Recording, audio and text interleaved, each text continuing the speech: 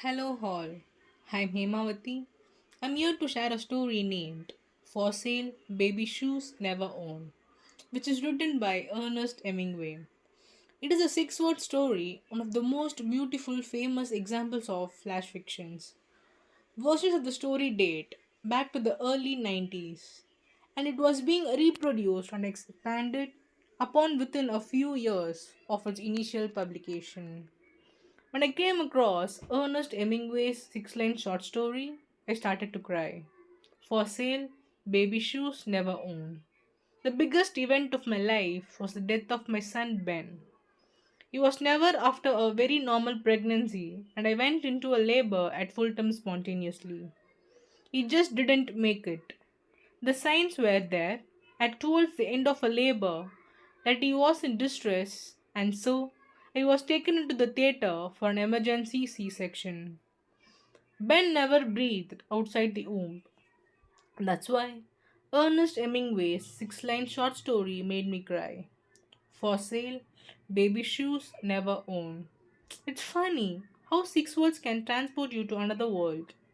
That really difficult world of wondering what to do with all the baby stuff that we had acquired. Those gifts that people had sent in anticipation of the birth, those hand me downs that other mothers had promised me would come in handy.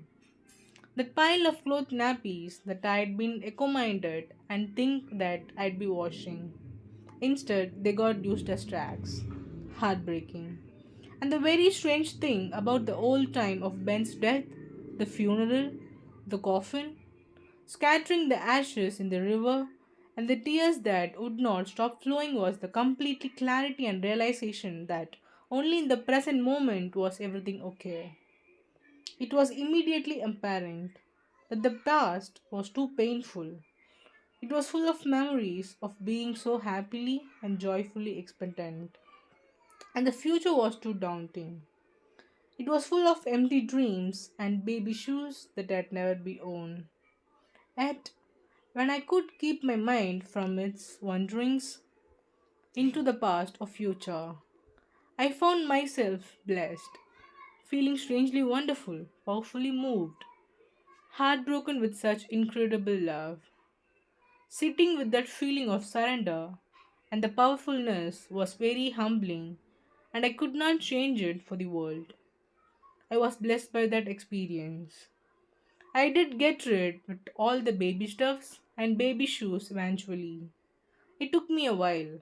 I remember 9 months later emptying a chest of drawers and put the radio on to hear the Lady Diana's death.